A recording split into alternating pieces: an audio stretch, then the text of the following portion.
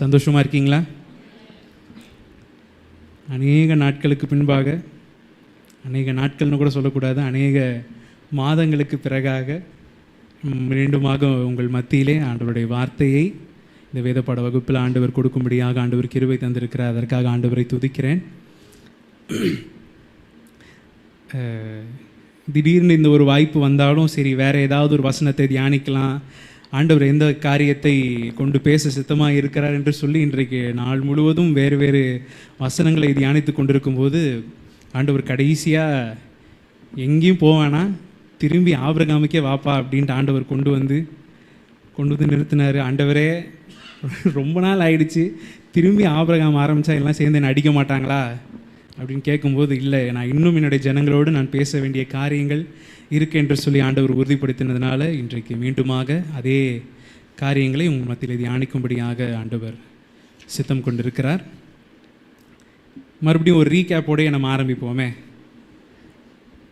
ஆமேன். Abraham என்ற நபர் தெரியாத ஒரு கிறிஸ்தவர் இருக்கவே முடியாது. வேறு எந்த ஒரு சம்பவம் தெரியலனாலும் அந்த நபருக்கு நிச்சயமாய் ஆபிரகாம் அவருடைய குமாரனாகிய ஈசாக்கு எப்படி பெற்றெடுத்தார் என்ற இந்த ஒரு சம்பவம் நிச்சயமாக வேதாகமத்தில் தெரிந்திருக்கக்கூடிய ஒரு காரியமாக இருக்குது. அப்படி இருக்கும்போது ஆபிரகாம் விசுவாசிகளின் தகப்பன். நம்முடைய வேதத்தில் ஒரு முக்கியமான ஒரு கேரக்டர் இவர் தான்.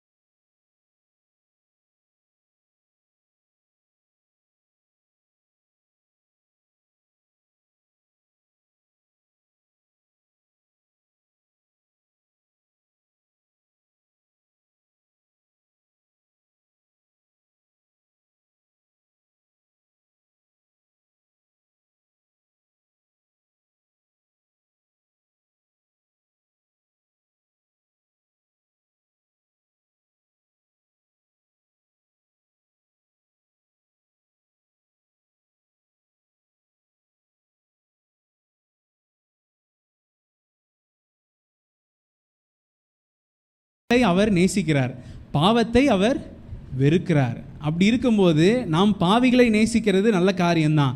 ஆனால் அந்த சம்பாஷணை, அவர்களோடு இருக்கிற அந்த உறவு, நமக்குள்ளே இருக்கிற பரிசுத்தத்தை அவங்களுக்குள்ளே கொடுக்கணுமே தவிர அவர்களுக்குள்ளே இருக்கிற அந்த பாவம் நமக்குள்ளே வராதபடிக்கு நாம் காத்துக்கொள்ள வேண்டியது ரொம்ப முக்கியமான காரியம். ஒளிக்கும் இருளுக்கும் எந்த விதத்திலுமே சம்மந்தமும் கிடையாது, ஐக்கியமும் கிடையாது. அப்படி இருக்கும்போது நாம் அந்த இடத்துல, நம்ம போதகர் எப்பயுமே சொல்கிற காரியம், உன் கூட ஓடி வரானா கையை பிடிச்சிட்டு ஓடு, உன்னை பின்னாடி இழுக்கிறான்னா கையை விட்டுட்டு ஓடு, அவ்வளோதான். அதுதான் ஒரு சிம்பிளான ஒரு காரியம்.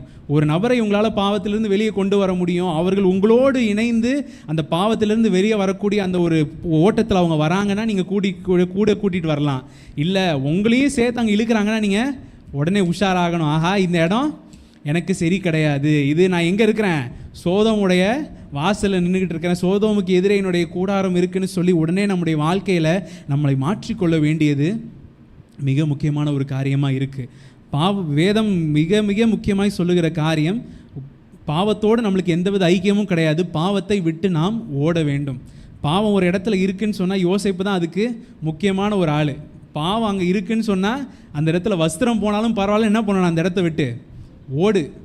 ஏன்னா நம்ம எப்பயுமே பாவத்தோடு நம்ம எதிர்த்து நிற்க நம்ம திராணி உள்ளவர்களாக இருக்கணும்னு சொன்னால் அதற்கு ஆண்டவரோடு நமக்கு இருக்க வேண்டிய ஐக்கியமும் சரி, இல்லை ஆண்டவரோடு நமக்கு இருக்க வேண்டிய அந்த ஒரு சம்பாஷணை மிக மிக முக்கியமான ஒரு காரியம். நான் ஆண்டவரோட எந்த ஒரு உறவில் நான் குறைவுள்ளவனாக இருந்துட்டு நான் பாவத்தோடு நான் மேற்கொண்டுருவேன், நான் பாவத்தால் என்ன மேற்கொள்ள முடியாது அப்படின்னு நான் சொல்லிட்டு இருந்தேன்னு சொன்னால் அது எந்த விதத்துலையுமே ஏற்றுக்கொள்ள முடியாத ஒரு காரியம். இந்த இடத்துலையுமே இப்போது இந்த லோத்துக்கு இதான் நடக்குது. அதாவது புதிய ஏற்பாட்டு நிருபத்தில் நம்ம சேர்ந்து வாசிக்கும் போது நாம் இந்த காரியங்களை சொன்னாலுமே பரிசுத்தவானோடு இருந்த ஒரு நபர் இந்த இடத்துல பாவத்திற்கு நேராக அவர் கடந்து போகிற காரியத்தை நம்ம பார்க்குறோம். அந்த நாட்டுக்கு நல்லா ஞாபகம் வச்சுக்கோங்க, சோதோமுக்கு எதிரே, சோதோமில் இல்லை, சோதோமுக்கு எதிரே ஏதோ கொஞ்சம் தள்ளி அவர் இருக்கிறாரு அப்படின்றது போல் இந்த வசனம் இருக்குது. இப்போ நம்ம 14வது அதிகாரத்துக்கு வந்துடுவோம். 14வது அதிகாரத்தில் நம்ம அப்படியே நம்ம முதல்லேருந்து நம்ம வாசித்தோம் அப்படின்னு சொன்னால் அந்த இடத்துல ஒரு போராட்டம், ஒரு போர் மூளக்கூடிய ஒரு சிச்சுவேஷன் இருக்குது. அதில் 14 வருடங்கள் அவர் சேவித்து 13 வருடங்கள் சேவித்து அந்த 13வது வருஷத்தில் அவங்க கலகம் பண்ணி அந்த இடத்துல ஒரு பெரிய போராட்டம் வரும்போது சோதோம் கொமோரா ராஜாவுக்கு விரோதமாய் ஜனங்கள் வராங்க, இப்படின்னு ஒரு பெரிய ஒரு போராட்டமே அந்த இடத்துல நடக்குது. சரி, இது இப்பொழுதைக்கு நம்மளுக்கு முக்கியம் இல்லாத ஒரு காரியம். இதில் எது முக்கியமான ஒரு காரியம் அப்படின்னு சொன்னால் 14வது அதிகாரத்துடைய 12வது வசனத்தை வாசிங்க. 14வது அதிகாரத்துடைய 12வது வசனம். ஆபிரகாமின் சகோதரனுடைய குமாரனாகிய லோத்து சோதோமிலே குடியிருந்தபடியால் அவனையும் அவன் பொருள்களையும் கொண்டு போய் விட்டார்கள். எங்க குடியிருந்தாரா? போன அதிகாரத்தில் எங்க இருந்தாரு? சோதோமுக்கு அருகே, சோதோமுக்கு எதிரே தள்ளி தாங்க இருக்கிறேன். நான் பாவத்தில் நான் இல்லை, பாவம் செய்கிற ஜனங்களோட நான் இல்லை, ஆனால் எங்கே தான் இருக்கேன்? அங்கேயே அவங்கள சுற்றி, அவங்களோட எனக்கு ஒரு சின்ன ஐக்கியம் தான் இருக்குது. போன்னு நான் பேசிப்பனே தவிர நான் ரொம்பலாம் இருக்க மாட்டேன். அப்படி ஒரு நிலைமையே இல்லை. இந்த இடத்துல அவர் என்ன பண்ணுறாரு? முந்தின அதிகாரத்தில் தள்ளி இருந்தவர் கொஞ்சமாக இப்போது சோதோமுக்கே வந்ததுனால இப்பொழுது ஒரு பெரிய அழிவு இவருக்கும் இவருடைய குடும்பத்தில் இவருக்கு மேலே வருகிற ஒரு காரியத்தை நம்ம பார்க்குறோம். நான் தள்ளி தான் இருக்கேன், நான் ஒருபோதும் நான் கிட்ட இல்லை அப்படின்னு சொல்லிக்கிட்டு இருந்த ஒரு நபருடைய வாழ்க்கையில் இப்போ என்ன வந்துருச்சு? பாவம் வரலை, பாவத்துக்குள்ளேயே என்ன பண்ணிட்டாரு? அங்கேயே குடியேறும்படியாக அவர் போய்விட்டார். பாவம் எப்பொழுதுமே ஒரு மேக்னெட், அது நம்மளை என்ன பண்ணோம்? இழுக்க முயற்சித்து கொண்டே இருக்கும். பாவம் இந்த வயசில் தான் வரும், இந்த வயசில் தான் வரும், இவங்களுக்கு தான் இந்த இச்சை வரும், இல்லை இவங்களுக்கு தான் இந்த ஒரு காரியம் வரும் அப்படின்னு ஏதாவது இருக்கா? ஆண்டவர் வேதாகமத்தில் ஏதாவது பிரித்து கொடுத்துருக்கிறாரா? நியூஸில் பார்க்குறோம், என்னென்னமோ காரியங்கள் நடக்குது. ஏதேதோ வயது நிறவர்கள் ஏதேதோ காரியங்களெல்லாம் செய்கிறதெல்லாம் நம்ம பார்க்குறோம். வேதாகமும் அதுக்கு எதுவும் சொல்லலை. இல்லை நம்ம ஒருவேளை பிரிக்க முடியுமா? இந்த வயசில் இருக்கிறவங்க மட்டும்தான் இந்த பாவத்தை செய்வாங்க, இல்லை ஒரு 13லேருந்து 18 வயசுக்குள்ளே இருந்தால் மட்டும்தான் இவங்களுக்கு இப்போ ஏற்பட்ட சிந்தனைகள்லாம் வரும், இல்லை 20லேருந்து 25 வயசில் போனால் தான் இந்த காரியங்கள் வரும், இல்லை இந்த வயசு அவங்க தாண்டிட்டாங்கன்னா இதுக்கப்புறம் அவங்களுக்கு இந்த போராட்டமே வராது அப்படின்னு ஏதாவது சொல்ல முடியுமா? அப்படி எந்த ஒரு நிச்சயமுமே நம்மளுக்கு கிடையாது.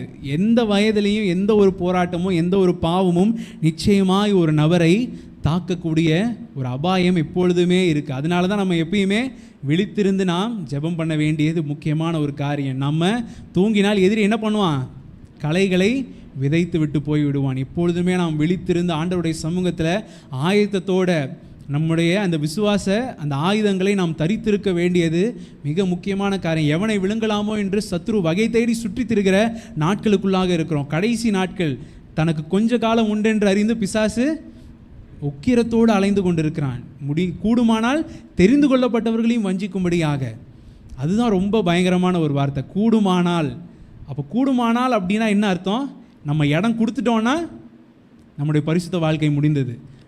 நம்ம இடம் கொடுத்துட்டோன்னா நம்முடைய ஜெப வாழ்க்கை முடிஞ்சிருச்சு. நம்ம இடம் கொடுத்தோன்னா நம்ம வேத வாசிப்பு முடிஞ்சிச்சு.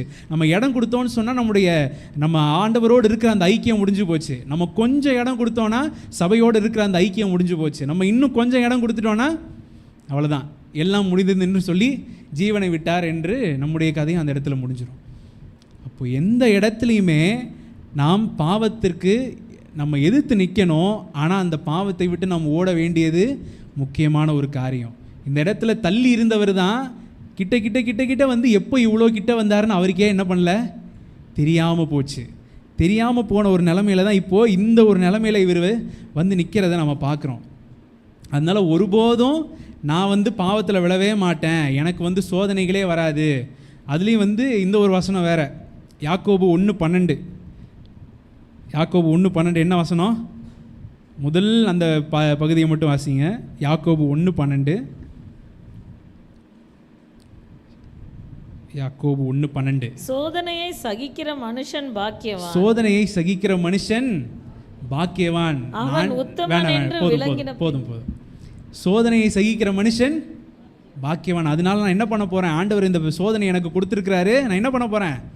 நான் சகிக்க போகிறேன். இந்த ஒரு பாவம் எனக்கு முன்பாக வந்திருக்கு, இது ஒரு சோதனை, இதை நான் என்ன பண்ண போகிறேன்? சகிக்க போகிறேன்.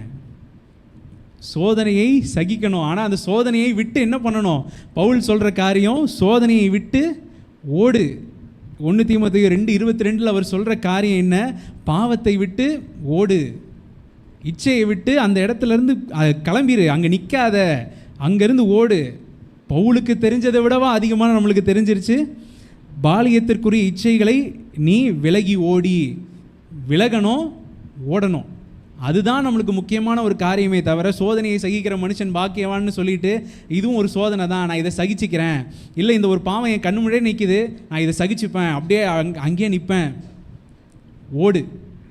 பாவம் நம்மை எப்பொழுதுமே பற்றி கொள்ளக்கூடிய ஒரு நிலைமையில தான் இருக்குது. It is about to catch us. ஒரு விளிம்பு நிலையில தான். யாருமே வந்து நான் பரிசுத்தத்தில் நான் முற்றிலுமாக நான் வந்துட்டேன் அப்படின்னு சொல்லத்தக்க ஒரு நபர் யாருமே கிடையாது. ஆண்டவராக இயேசு கிறிஸ்து பூமியில் இருக்கும்போது கூட பிசாசானவன் அவரை சோதிக்கிறான்.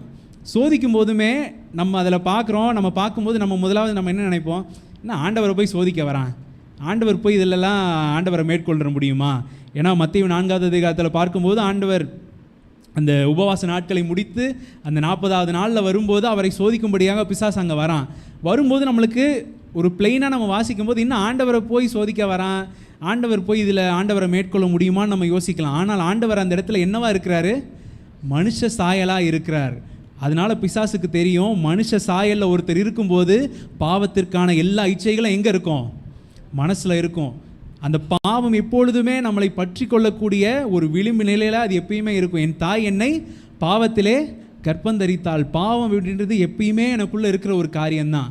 அதை அனுதினமும் ஆண்டவரோடு நான் இருக்கிற அந்த நேரத்தில் நான் வேதத்தை வாசிக்க, நான் அந்த பாவங்களை அறிக்கையிட்டு ஆண்டவரோடு நான் இன்னும் நான் உறவிற்குள்ளே நான் போகும்போது மட்டும்தான் அந்த பாவத்தை என்னால் மேற்கொள்ள முடியுமே தவிர, இல்லை அந்த பாவத்தை என்னால் தாண்டி போக முடியுமே தவிர, நான் அந்த எந்த ஒரு காரியத்தையும் செய்யாதபடிக்கு நான் இருந்தேன்னு சொன்னால் எனக்குள்ளே என்ன தான் இருக்கும்? பாவம்.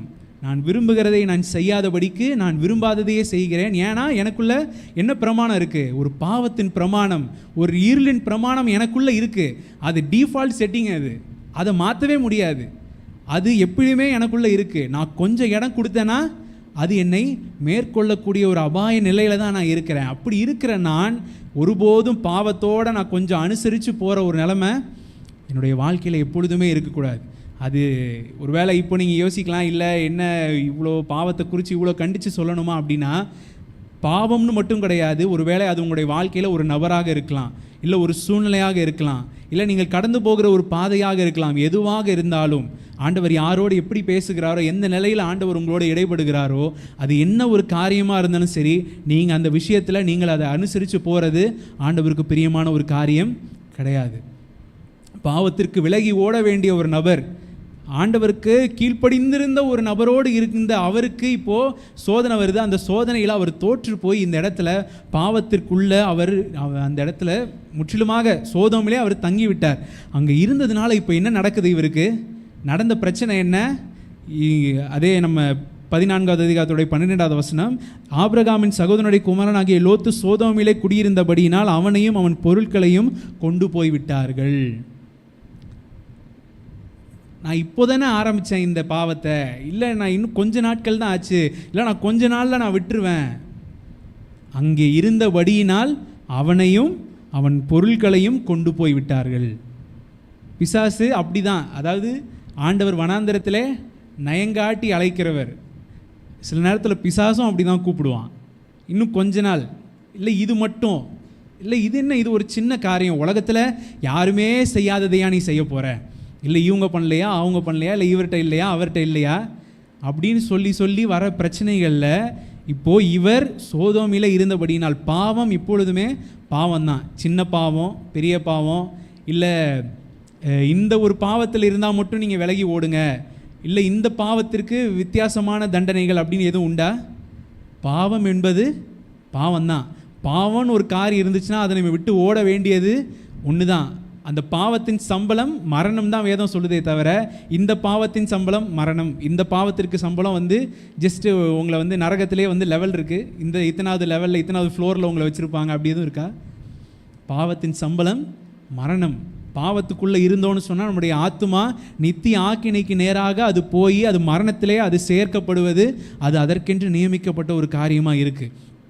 அதனால் எந்த ஒரு நபருமே பாவத்துக்குள்ளே இருந்துக்கிட்டு, இல்லை நான் இந்த இடத்துல நான் ஆண்டவருக்காக நான் சோதனையை சகிக்கிறேன் அப்படின்னு சொல்லத்தக்க ஒரு மனிதன் கிடையாது. சோதனையை சகிக்கிறது ஆண்டவர் அந்த இடத்துல சகிக்க சொல்கிற சோதனை வேற. ஆனால் அந்த வசனத்தை கொண்டு வந்து இங்கே வச்சுக்கிட்டு நான் சோதனையை சகிக்கிறேன்னு சொல்லி நான் உள்ளே உட்காந்துட்டு இருந்தேன்னு சொன்னால் என்னை போல ஒரு முட்டாள் யாருமே இருக்க முடியாது. சோதனையை சகிக்கணும்னு சொன்னால் அது வேற. அந்த கான்டெக்ஸ்ட் என்ன, அது எங்கே சொல்லப்பட்டிருக்கு, எதற்காக சொல்லப்பட்டிருக்கு, யாரால் அது சொல்லப்பட்டிருக்கு, அது மிக மிக கருத்தில் கொள்ள வேண்டியது ஒரு முக்கியமான ஒரு காரியம். அதை நான் வச்சுக்காமல் நான் அதை வேதாகமத்தை சரியாக அறிந்து கொள்ள முடியாதபடிக்கு எப்போ அறிஞ்சு கொள்ள முடியும்? ஆண்டவரோடு நான் இடைப்படும் போது தான். எல்லாருமே வந்து பைபிள் காலேஜ் போய் தான் வேதாகமத்தை பற்றி கற்றுக்கொள்ளணுன்றது கிடையாது. வேதாகம கல்லூரிக்கே போகாமல் அருமையாக பிரசங்கம் பண்ணக்கூடிய போதகர்கள் இருக்கிறாங்க, இன்னும் இருக்கிறாங்க.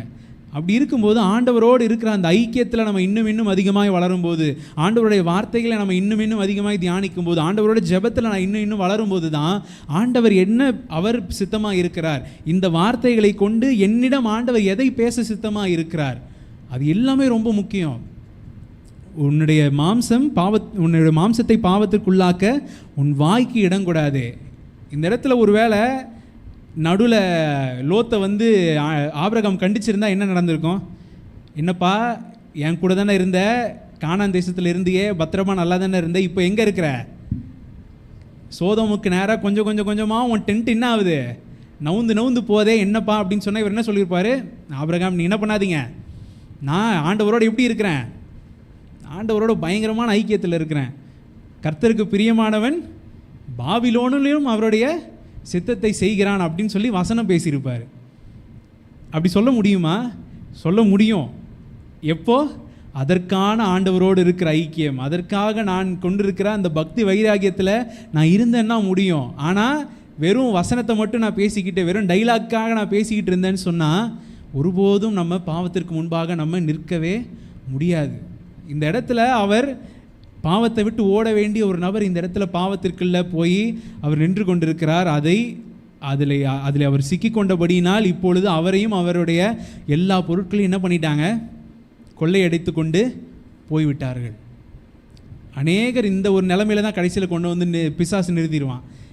பிசாசு எப்பயுமே ஒரு நபரை பாவத்திற்குள்ளே கொண்டு வந்து, எப்பயுமே ஒரு பாவத்திற்குள்ளே வர ஒரு நபருக்கு அதோடைய விளைவு என்னன்றதே தெரியாது. எதற்காக இதை செய்கிறோன்னு தெரியாது, இதனுடைய பிரதிபலன் என்னவா அமையுன்றதும் தெரியாது. வந்து கடைசியில் மாட்டி அதில் பின்னி பிணைஞ்சு அதில் பிரச்சனைகளும் போராட்டங்களும் எல்லாம் வளர்ந்து கடைசியில் மரணம் தான் அப்படின்னு கொண்டு போய் நின்ன பிறகு தான் என்ன பண்ணும், கண்ணு திறக்கும். ஆனால் திறக்கும்போது அங்கே என்ன பண்ண மாட்டாங்க, யாருமே அந்த இடத்துல இருக்க மாட்டாங்க. யாரும் இருக்கவும் முடியாது. யாரும் என்னை காப்பாற்ற ஒரு நிலைமையில் இல்லை அப்படின்ற ஒரு கட்டம் வரும்போது ஒன்று தங்களுடைய வாழ்க்கையை முடிச்சு கொள்வாங்க. இல்லை அவ்வளோதான், என் வாழ்க்கை இந்த பாவத்திலே வாழ்ந்துட்டேன், இது வரைக்கும் வந்துட்டேன், ஆண்டவர் என்ன பண்ண மாட்டார், என்னை மன்னிக்க மாட்டார், நான் இங்கே இருந்து என்னுடைய வாழ்க்கையை இப்படியே நான் முடிச்சிடுறேன் ஒரு நிலைமைக்கு வந்துடுவாங்க. ஆனால் இந்த இடத்துல எப்படி லோத்துவின் மேல் ஆண்டவர் இன்னுமே சிந்தையாக இருக்கிறாருன்னு பாருங்கள். ஆபிரகாமோடு இருந்த ஒரு நபர் தான், ஆபிரகாம் கிட்ட ஒரு பிரச்சனையோடு வந்த ஒரு நபர் தான். பிரச்சனையில் என்னால் இப்போ பிரிஞ்சு வந்து பாவத்திற்கு நேராக இருந்து கொஞ்சம் கொஞ்சமாக போய் பாவத்தில் சிக்கி இப்போ பாவத்தில் இருந்ததுனால ஒரு பெரிய அழிவிற்கு நேராக போன ஒரு மனுஷன்தான். ஆனால் அதே 13வது வசனத்தை பாருங்கள், 14வது அதிகாரத்துடைய 13வது வசனம். தப்பி ஓடின ஒருவன் எபிரேயனாகிய ஆபிரகாமிடத்தில் வந்து அதை அறிவித்தான். எல்லாம் முடிஞ்சிருச்சு, அவ்வளோதான், அவர் மாட்டிட்டு போயாச்சு. இந்த இடத்துல ஒருவேளை ஆண்டவருடைய கோபாக்கினை இதுதான், ஆண்டவர் அவ்வளோதான் பிடிச்சி அந்த எதிரிகளுடைய கையில் அவர் ஒப்பு கொடுத்துட்டாரு, பாவத்தின் சம்பளம் மரணம், இந்த பாவத்தினால இந்த அழிவு இவருக்கு வந்துருச்சு அப்படின்னு சொல்லி டிக்ளேர் பண்ணி அந்த இடத்துல முடிக்கலை. ஆண்டவர் அப்பொழுது கூட அவன் மேல் சிந்தையாக இருந்து அவனை மன்னிக்கும்படியாக, அவனை திரும்பி அவனுக்கு இன்னொரு ஒரு வாய்ப்பை கொடுக்கும்படியாக தான் இந்த இடத்துல ஒரு எபிரேயன் தப்புனான். எப்படி தப்புனா, எங்கே ஓடினா, ஒரு ஆள் எங்கே ஒளிஞ்சிருந்தான் எதுவுமே தெரியல. ஏன்னா கொள்ளையடித்து கொண்டு பொருள்களை கொண்டு போய் விட்டார்கள். அந்த இடத்துல அவங்க தரவாக எல்லாத்தையும் எடுத்துட்டாங்க, அதுதான் உண்மை அந்த இடத்துல. ஏன்னா பின்பாக வர வசனங்கள்லாம் பார்க்கும்போது ஜனங்கள் பொருட்கள் எல்லாவற்றையும் கொண்டு போய் விட்டார்கள் தான் இருக்குது. ஆனால் இந்த ஒரு நபர் எப்படி தப்பிச்சான், அதுதான் ஆண்டவர் லோத்துவுக்கு கொடுத்த ஒரு வாய்ப்பு. அவனுடைய வாழ்க்கையில் அவன் செய்த தவறுகள் எவ்வளவு அதிகமாக இருந்தாலும் ஆண்டவர் ஒரு நபருக்கு எப்பொழுதுமே ஒரு வாய்ப்பை வச்சிருப்பார். ஆண்டவர் எப்பொழுதுமே இரக்கமுள்ளவராய், ஆண்டவர் நம்மேல் அன்புள்ளவராய் எப்பொழுதுமே நமக்காக வாசற்படியில் நின்று கதவை தட்டுகிறேன். எப்பொழுதுமே ஆண்டவர் நம்முடைய வாசற்படியில் நிற்கிறாரு. நம்முடைய வாழ்க்கையில் ஒரு பாவம் நம்மளை குறுக்கிட வரும்போது, ஒரு பாவம் என்னை நெருங்கி வரும்போது ஆண்டவர் அங்கேருந்து கதவை தட்டுவார். மகனே, இதை என்ன பண்ணாத, இதற்குள்ளே போகாத, மகளே இதை செய்யாத அப்படின்னு ஆண்டவருடைய வார்த்தை அந்த இடத்துல வரும்போது அதை நான் கேட்டு அந்த இடத்துல என்னுடைய வாழ்க்கையை மாற்றிக்கொள்வதற்கு, அந்த சூழ்நிலையை மாற்றிக்கொள்வதற்கு நான் ஒத்துக்கொண்டேன்னு சொன்னால் என்னுடைய வாழ்க்கையில் ஒரு மாறுதல் வரும், நான் ஆசீர்வாதத்திற்கு நேராக போக முடியும். இல்லை அந்த வாய்ப்பை நான் உதாசீனப்படுத்தினால், இல்லை அந்த வாய்ப்பு என்னவென்றே நான் உணராதபடிக்கு அந்த பாவத்தின் நிமித்தமாய் வருகிற அந்த இன்பத்தில் நான் மூழ்கிட்டேன்னு சொன்னால் என்னுடைய வாழ்க்கை முடிந்து போய்விடும். இந்த இடத்துல லோத்து இங்கே இல்லாமல் ஒருவேளை பின்பாக நம்மளுக்கு தெரியுது, நம்மளுக்கு சோதோம் கோமோரோட என்ன நிலைமைன்னு நம்மளுக்கு தெரியுது. ஒருவேளை யோசிச்சு பாருங்க, இந்த இடத்துல லோத்து இந்த இடத்துல தங்கி இருக்காதபடிக்கு இவர் வேற ஒரு இடத்துக்கு போயிருந்தா சோதோமுடைய முடிவு வேறையா இருந்திருக்கும்.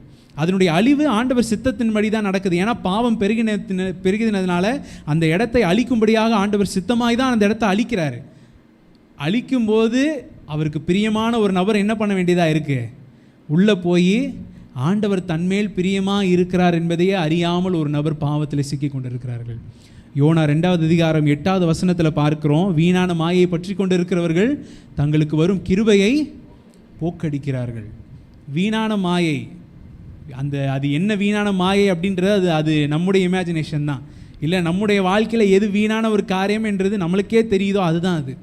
அந்த காரியத்தை நான் பற்றி கொண்டிருந்தேன் என்று சொன்னால் ஆண்டவர் என்மேல் வைத்திருக்கிற அந்த கிருபையை நான் என்ன பண்ணுறேன், போக்கடிக்கிறேன். கொஞ்சம் கொஞ்சமாக இழந்து போய் வீணான மாயை பற்றி கொண்டு இந்த இடத்துல பாவத்திற்கு விட்டு விலகி ஓட வேண்டிய ஒரு நபர் பாவத்திலேயே நீடிச்சிருந்தது நிமித்தமாக தன்மேல் ஆண்டவர் வைத்திருக்கிற அந்த கிருபையை அவர் இழந்து போகிற ஒரு நிலைமையில் இருந்தாலும் இந்த இடத்துல ஒரு கிருபை இன்னும் இருக்குது.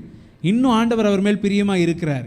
இன்னும் ஆண்டவர் அவரை ரட்சிக்கணும்னு விரும்புறதுனால ஒரே ஒரு அடிமையை அந்த இடத்துல அவர் தப்பி ஓடி அவர் யார்கிட்ட போகிறாரு, கரெக்டாக யார்கிட்ட போகிறாரு, ஆபிரகாம் இடத்துல, எபிரேயனாகிய ஆபிரகாம் இடத்துல அந்த நபர் போய் சேர்றதை பார்க்குறோம். அப்போது ஆபிரகாம் அங்கேயே தான் இருக்கிறாரு.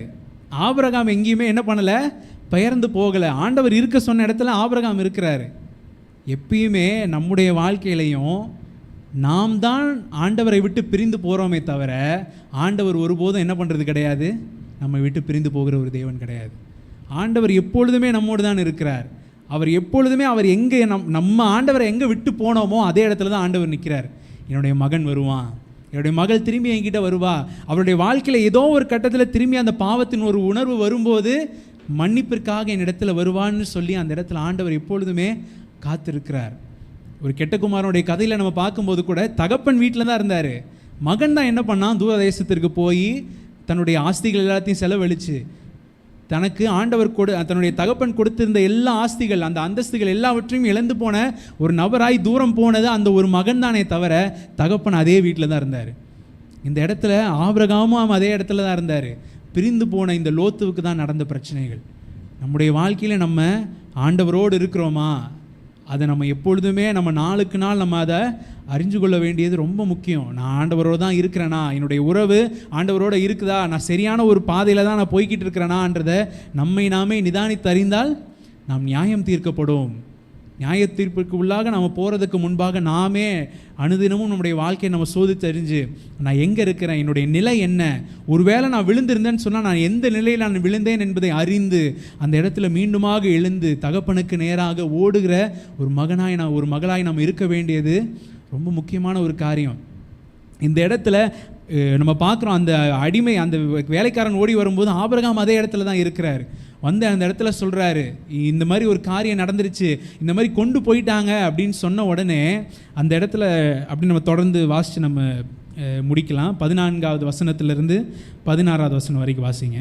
தன் சகோதரன் சிறையாக கொண்டு போகப்பட்டதை ஆபிராம் கேள்விப்பட்ட போது அவன் தன் வீட்டிலே பிறந்த கை படிந்தவர்களாகிய 318 ஆட்களுக்கும் ஆயுதம் தரிப்பித்து தான் என்னும் ஊர் மட்டும் அவர்களை தொடர்ந்து ராக்காலத்திலே அவனும் அவன் வேலைக்காரரும் பிரிந்து பவுஞ்சிகளாய் அவர்கள் மேல் விழுந்து அவர்களை முறியடித்து தமஸ்குவுக்கு இடதுபுறமான ஓபா மட்டும் துரத்தி சகல பொருள்களையும் திருப்பி கொண்டு வந்தான்.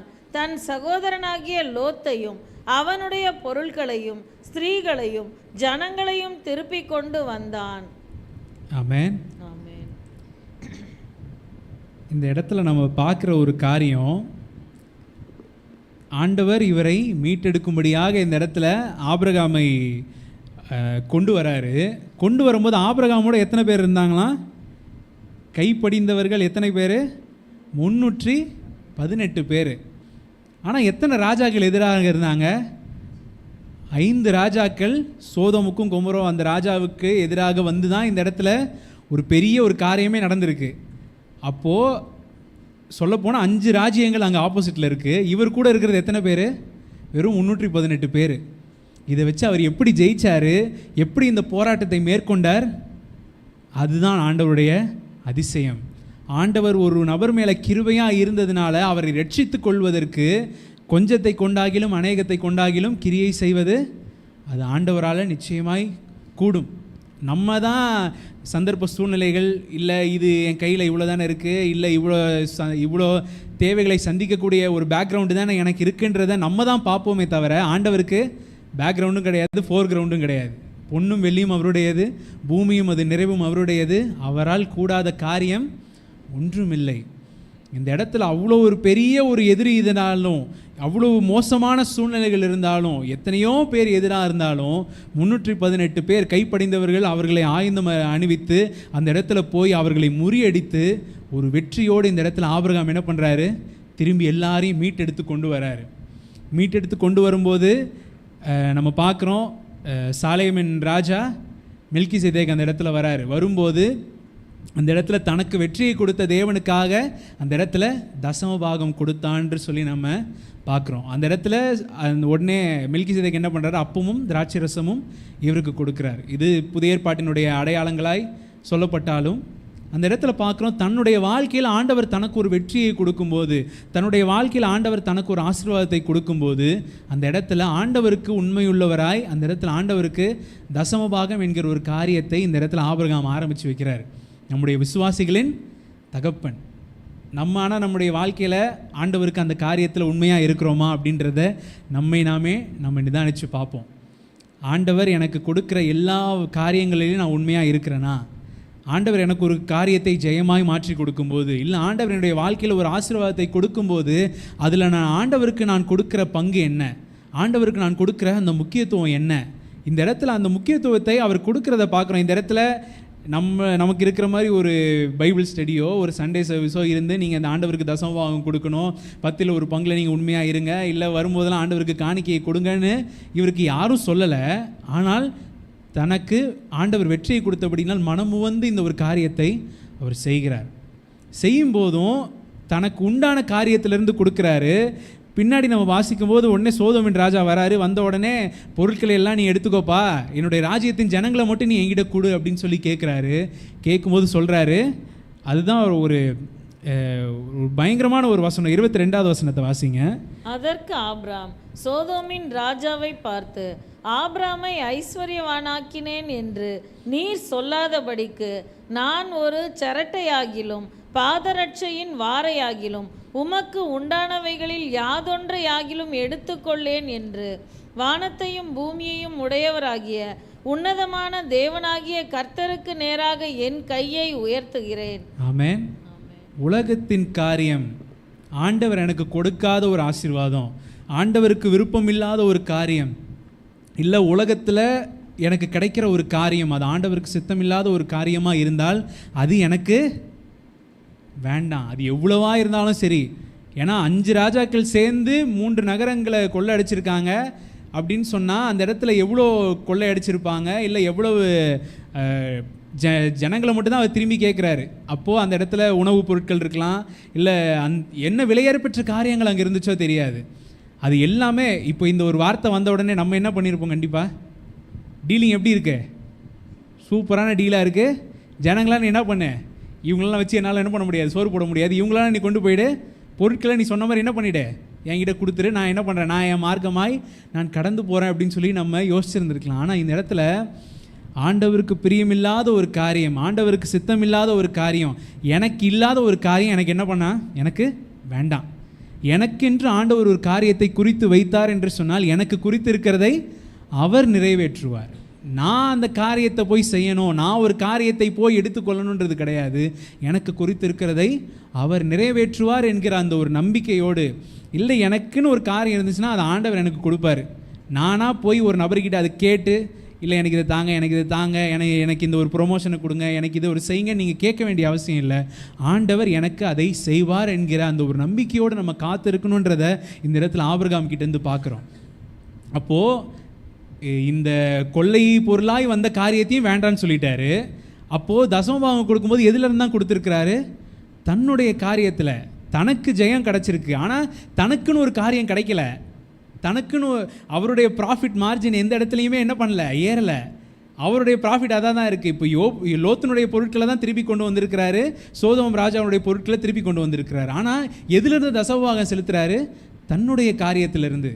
எனக்கு ஆண்டவர் ஜெயத்தை கொடுத்துருக்கிறாரு, அதனால் நான் கொடுக்குறேன். இல்லை எனக்கு இந்த ஒரு பொருள் வந்துச்சுன்னா நான் இதிலேருந்து கொடுக்குறேன். இல்லை எனக்கு எல்லாமே சுமூகமாய் நடந்தால் நான் ஆண்டவருக்கு செய்கிறேன்றது கிடையாது. என்னுடைய பொருளிலிருந்து நான் என்ன பண்ணுறேன், ஆண்டவரை நான் மகிமைப்படுத்துகிறேன் என்று சொல்லி அந்த இடத்துல தனக்கு உண்டானதிலிருந்து அந்த இடத்துல தசமபாகத்தை ஆண்டவருக்கு கொடுத்து ஆண்டவரை அந்த இடத்துல ஆராதித்து அந்த இடத்துல மேன்மைப்படுத்துகிற ஒரு நபராக இருந்து, உலக பொருட்கள் எனக்கு வேண்டாம், ஆண்டவர் கொடுத்த ஆசீர்வாதம் மட்டுமே எனக்கு போதும் என்று சந்தோஷமாக இருந்த ஒரு நபரை இந்த இடத்துல நம்ம என்ன பண்ணுறோம், வேதாகமத்தில் நம்ம பார்க்குறோம். லோத்துக்கு எவ்வளோ பெரிய ஒரு வாய்ப்பு, அவன் மீண்டு எழுவதற்கு, அவன் பரிசுத்தத்திற்கு நேராக மறுபடியும் வரதற்கு ஒரு பெரிய வாய்ப்பு. ஆண்டவர் 2வது வாய்ப்பை வாழ்க்கையில் கொடுத்துருக்காரு. எல்லாருக்குமே வாழ்க்கையில் செகண்ட் சான்ஸ் கிடைக்காது. ஃபார்ச்சூன் ஃபேவர்ஸ் த பிரேவ் அப்படின்னு சொல்லுவாங்க.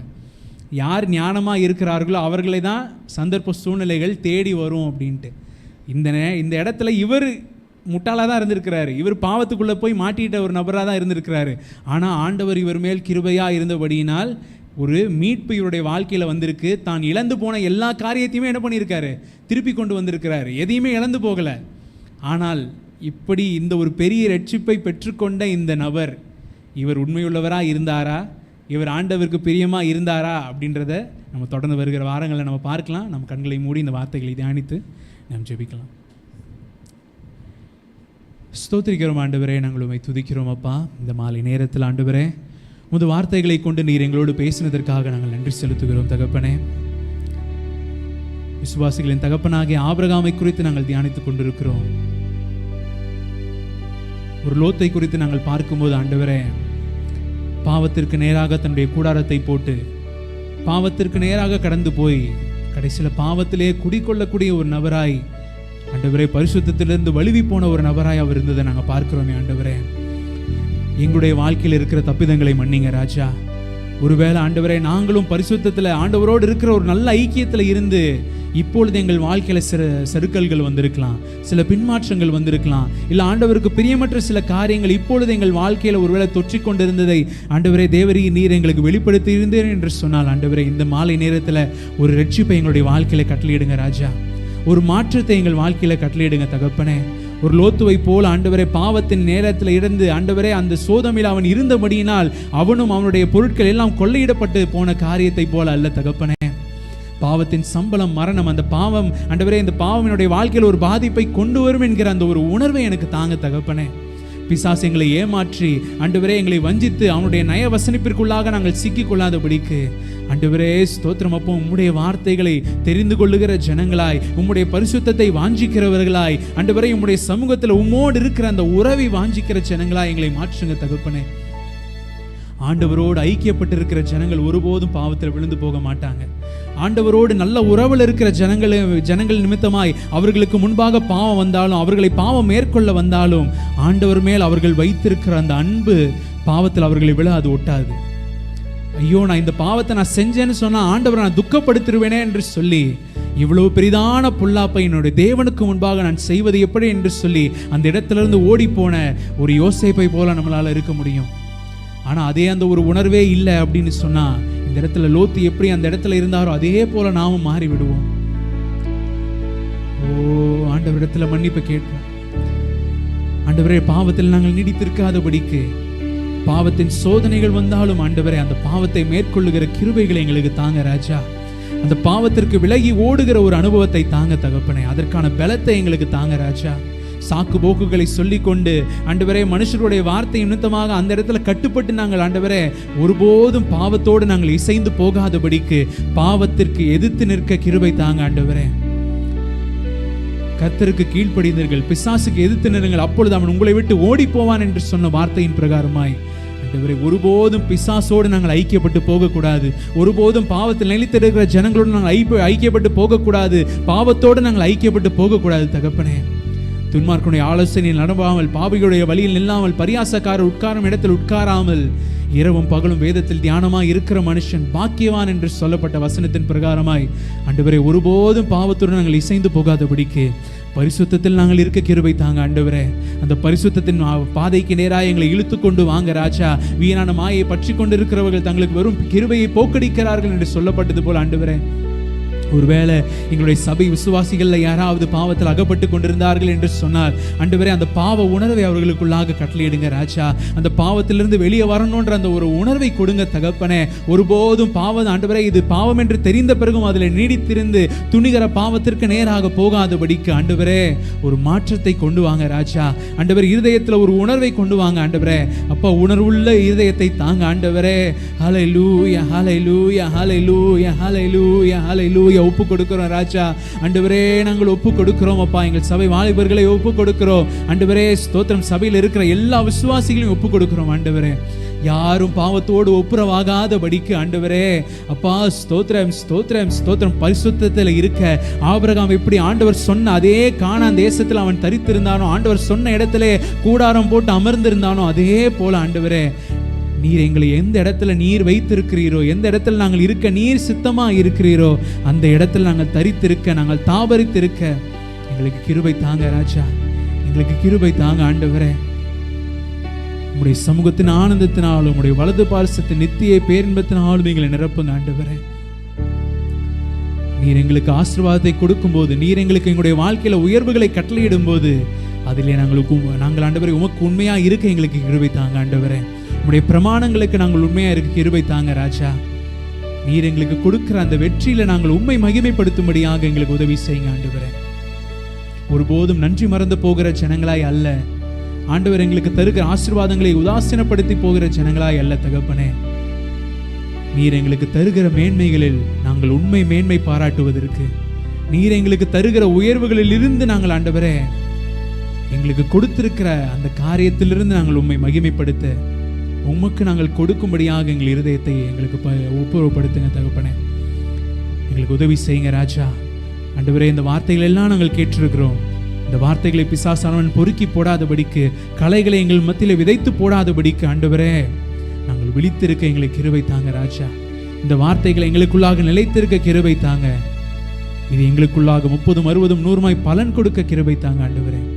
வருகிற நாட்களில் ஆண்டவரே நாங்கள் இன்னும் அதிகமாய் பரிசுத்தத்தில் வளர்ந்து, இன்னும் அதிகமாய் ஜெபத்தில் உம்மோடு இருக்கிற அந்த ஐக்கியத்தில் நாங்கள் வளர்ந்து மகிமையின் மேல் மகிமை அடைந்து சீயோனிலே ஆண்டவரை உம்மோடு நாங்கள் காணப்படுவதற்கு எங்களை கிருபை தாங்க ஆண்டவரே.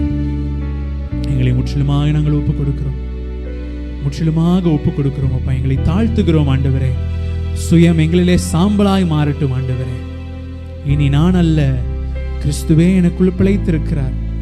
இப்பொழுது நான் பிழைத்திருப்பது மாம்சத்துக்கு ஏதுவாக அல்ல, என்மேல் அன்பு கூர்ந்து என்மேல் ஜீவனை வைத்திருக்கிற என்னை மீட்டெடுத்த கிறிஸ்துவே எனக்குள் பிழைத்திருக்கிறார்.